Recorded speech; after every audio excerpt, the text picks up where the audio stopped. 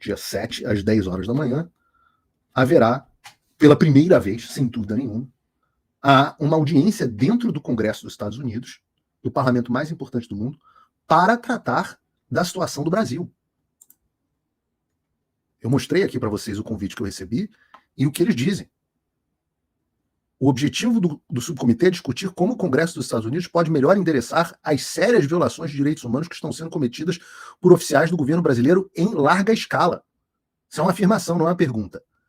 Essas violações, esses abusos de direitos humanos incluem malfeitos jurídicos, a perseguição da oposição política, a violação da liberdade de expressão e a ameaça à mídia de oposição.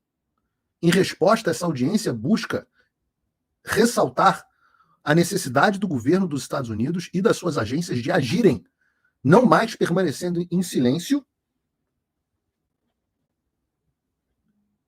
enquanto a democracia, a liberdade e o império das leis são enfraquecidos. E eu vou ser o único brasileiro das testemunhas orais, né? Eu não sei se outro brasileiro, inclusive, jamais testemunhou dentro do Congresso dos Estados Unidos. Eu procurei até no Google para ver, mas não achei. E vai ser uma grande honra, mas a esquerda está fazendo tudo, fez de tudo, e está fazendo de tudo para barrar. Mas eles, até agora, ou melhor, eles não conseguiram, não conseguem. E foram lá chorar as pitangas deles em Washington. Mandaram Elisiane Gama, Jandira Fegali. Vocês imaginam uma comunista, uma membra do Partido Comunista do Brasil, falando que está indo promover a democracia. Elisiane Gama, que fez aquele relatório do DCE, a preposta do Flávio Dino. É mais ou menos como se tivessem mandado a Anitta e a Débora Seco na igreja para defender a moral e os bons costumes. Né? E é claro que a imprensa brasileira deu ampla cobertura para os vingadores, os vingadores do comunismo, para irem aos Estados Unidos. Sendo que esses caras só foram recebidos por meia dúzia de deputados de extrema esquerda nos Estados Unidos e não conseguiram nada, ou praticamente nada. Né? E essa mesma mídia, ela sequer noticiou a nossa audiência, ou boa parte da mídia. Essa até noticiou, a gente já vai chegar lá. Mas nós teremos lá, na audiência, Gustavo Gaia, Nicolas, deputado federal mais votado do Brasil, Marcel Van Hatten, Mário Frias, Ricardo Salles, Felipe Barros, Marcos Polon, Bia Kicis, Evaí, Eduardo Bolsonaro, e pelo menos 2 senadores, o senador Eduardo Girão, que é um dos grandes homens que permitiram que tudo isso acontecesse, obviamente tem que estar lá, e o senador Marcos Rogério. O senador Magno Malta só não vai porque, coitado, está hospitalizado, fez uma cirurgia, tadinho do Magno Malta, cara, ele é todo travado. Ele é sarado, vocês olharam o Magno Malta pessoalmente, ele é sarado, tadinho, mas ele tá todo travado, tem um problema de medula, fez cirurgia, tá todo arrebentado, coitado. Meu abraço aí pro senador Magno Malta, que também é um dos responsáveis por isso acontecer, e o senador Seif, que eu proíbo de ir aos Estados Unidos se eu tiver essa prerrogativa, porque ele resolve o negócio do julgamento dele primeiro, que a gente ainda vai precisar muito dele ao longo desse mandato. Mas aí teve a matéria da Folha. E eu acho que o melhor que a gente pode fazer é ler junto a matéria da Folha, porque a Folha foi um dos poucos veículos. Tadinha, a Surreli, que é a editora do meu site, ela até, Paulo, eu não estou achando a matéria em lugar nenhum. Aí eu fui lá e fiz um press release. Mas a Folha publicou. E o que a Folha publica? Vamos ler juntos. Congresso dos Estados Unidos ressuscita a audiência articulada por bolsonaristas sobre o Brasil. Evento em Washington sobre crise na democracia havia sido barrado por democratas em março. Não é que, bom, em primeiro lugar, o evento não foi articulado por bolsonaristas, foi articulado por mim, que não sou um bolsonarista. Embora vocês digam aqui na matéria que eu sou, mas vamos em frente. É engraçado que o pessoal do chat me senta o pau porque eu critico o Bolsonaro. E, ao mesmo tempo, a Folha de São Paulo acha que eu sou bolsonarista. Bom, mas isso é uma outra história. Tá aqui, ó. O Congresso dos Estados Unidos ressuscita. Evento em Washington sobre crise da democracia havia sido barrado. Aí vamos ler a reportagem junto. O Congresso dos Estados Unidos realizará, na próxima semana, uma audiência sobre a suposta crise. Não, a audiência é sobre a crise, querida. Deixa eu te falar uma coisa. Fernanda Perrin. Não sei quem é Fernanda Perrin. Vamos descobrir juntos quem é Fernanda Perrin. Essa moça... Ah, Fernanda, nós nos conhecemos. Você é correspondente nos Estados Unidos mestre em ciência política pela USP, ou seja, você não tem culpa de ser tão militante, você foi formada na sua universidade por isso. Mas, Fernanda Perrin, deixa eu te explicar uma coisa básica de jornalismo. A audiência é sobre a crise na democracia no Brasil. Está escrito. O suposta é a sua opinião. Só que você não é colunista. Você é repórter, é correspondente. Eu, Paulo Figueiredo, sou pago pelo meu público para dar a minha opinião. Você, Fernanda Perrin, é paga pela Folha de São Paulo, pelo governo Lula, pelos doadores lá da Folha de São Paulo, seja lá quem seja, anunciantes, as famílias bilionárias, etc. Mas você é paga para dar notícia. Não é repórter, não é isso? Jornalista objetivo, jornalista opinativo, lembra da faculdade? Ah, não, você estudou ciência política, tudo bem, não tem problema. Suposta crise da democracia no Brasil. Aí vamos lá. Com a presença do jornalista americano Michael Schellenberg, que divulgou os arquivos do Twitter relacionados ao Brasil, ponto para você, tá correto, é isso mesmo. Do CEO da rede conservadora Rumble. Ai, meu Deus do céu. Quem disse que o Rumble é uma rede conservadora, minha filha? Abre você uma conta lá. Você sabe o que acontece? Só porque o Rumble não censura nenhum tipo de espectro de opinião política, isso virou conservadorismo. E é por isso que eu até aceito que digam que eu sou conservador. Porque hoje, você ser contra a censura já é você ser conservador. Michael Schellenberg, jornalista conservador. O Rumble não censura as pessoas, rede conservadora. O Rumble é uma rede social, filha. Tudo bem, você vai chamar o Mark Zuckerberg, dono da rede comunista Meta, o TikTok, que é do Partido Comunista Chinês. Você vai chamar de a rede do Partido Comunista, a rede comunista TikTok? Não, mas o Rumble é a rede conservadora. Onde consta qualquer coisa sobre conservadorismo no Rumble? Tem um monte de gente de esquerda dentro do Rumble. Um monte de libertário. Os libertários, eu fiz o show do Luke Rudolsky, essa semana, passou agora, no Rumble. A diferença é que no Rumble a gente pode, eu não devia nem estar falando aqui, porque isso reduz o engajamento, mas no Rumble a gente pode falar um monte de coisa que a gente não pode falar no YouTube. Aí a segunda hora do show é só lá. Eu sinto falta de poder ter uma parte do show que eu pudesse fazer com liberdade de expressão, porque senão o YouTube censura. Olha, eles acabaram de derrubar o engajamento do programa, porque eu citei essa outra rede social.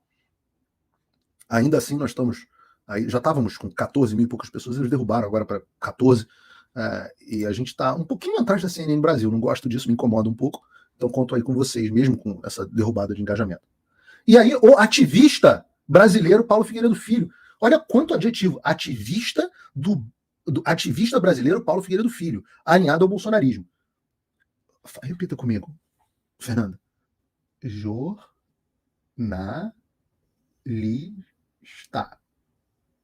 Jornalista.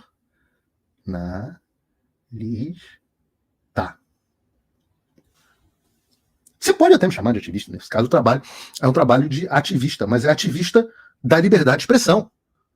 Alinhado ao bolsonarismo é um adjetivo seu. Repara que todo mundo tem que ter um adjetivo. Isso não é uma reportagem. Aí diz aqui, não está prevista a presença do bilionário dono do X, que é o Elon Musk. Atualmente trava um embate. Fernando, spoiler. O Elon Musk vai te trazer uma surpresinha nos próximos dias. Eu ainda não posso contar. Só vou contar para vocês depois que tiver tudo feito, tudo pronto. O título da audiência, Brasil, uma crise da democracia, da liberdade e do Estado de Direito, é o mesmo de um outro debate que está sendo publicado na Comissão de Direitos Humanos, mas que foi bloqueada pelo co-presidente do órgão, Jim McGovern. Lembra que vocês ficaram rindo? Acabou a festa dos bolsonaristas, foram barrados, tiveram que fazer uma coletiva de imprensa, blá, blá, blá. Aqui é para vocês.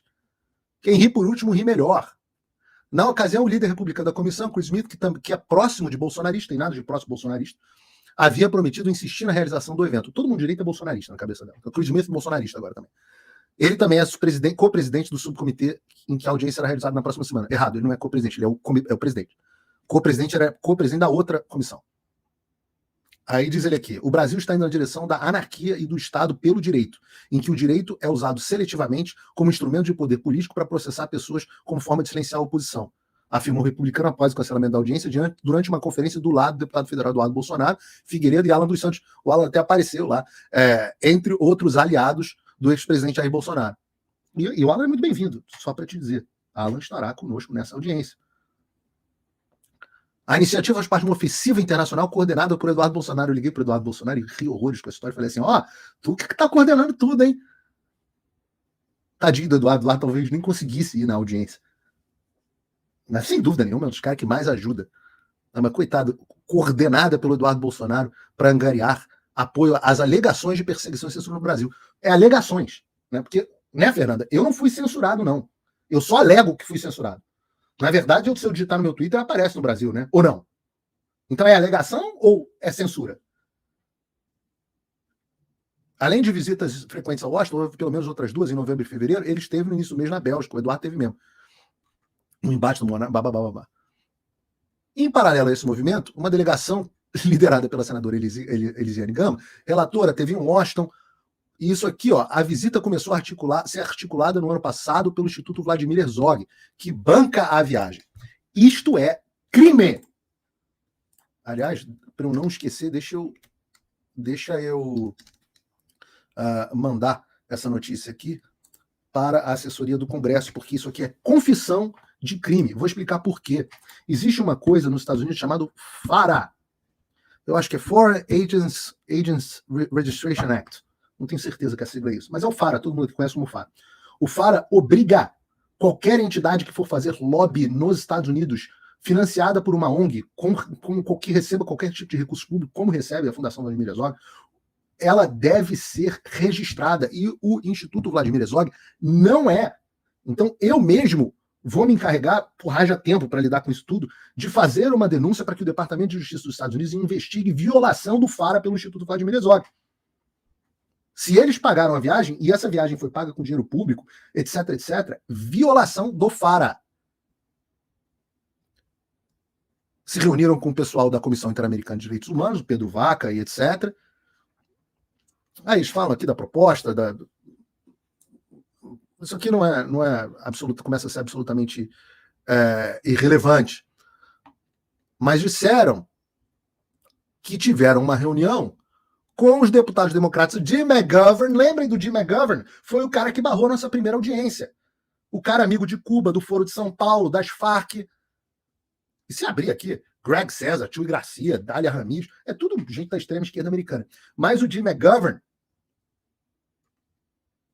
eu avisei a vocês quem ele era. E tá ele agora aqui encontrando com os vingadores da esquerda. Como eu disse que ia acontecer.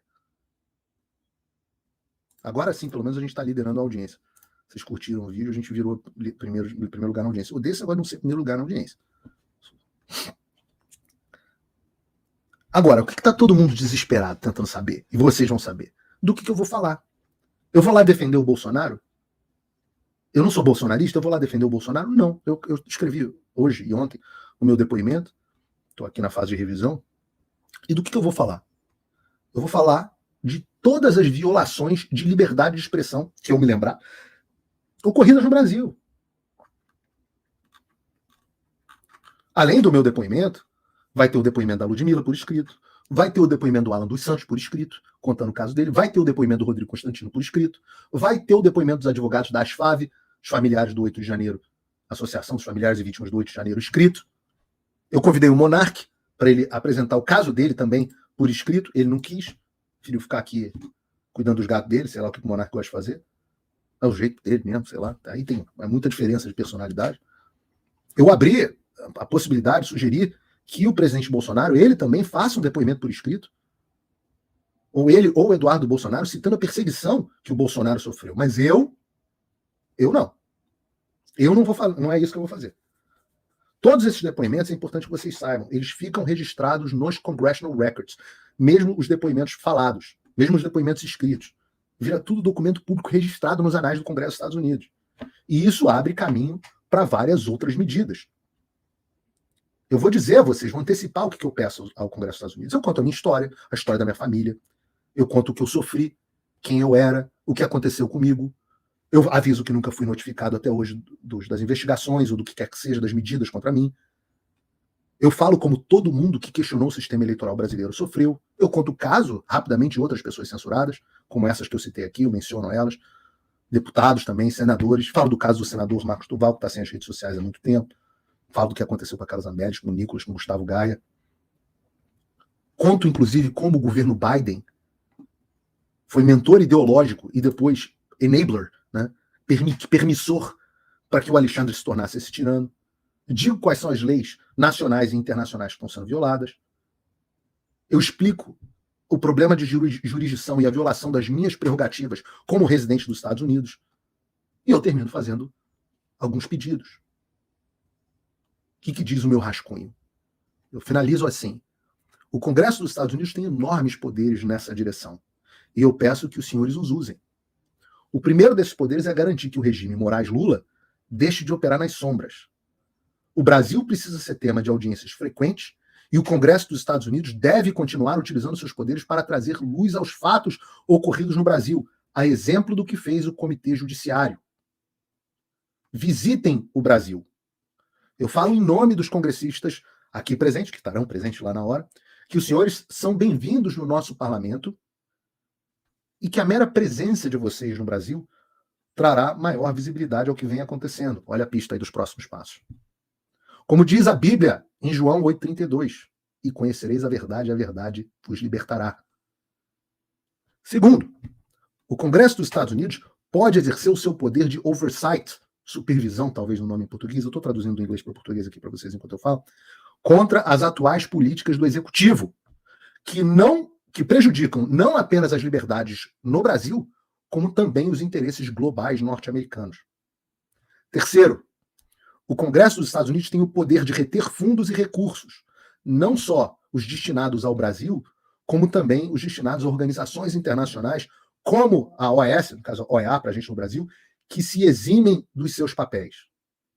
E, finalmente, o Congresso dos Estados Unidos tem o poder de produzir legislação, impondo duras sanções ao governo brasileiro e a agentes públicos e privados brasileiros, e privados, Rede Globo, que violem direitos e liberdades fundamentais. É o que vos suplico em nome de milhões de brasileiros. Deus abençoe a América e Deus abençoe o Brasil.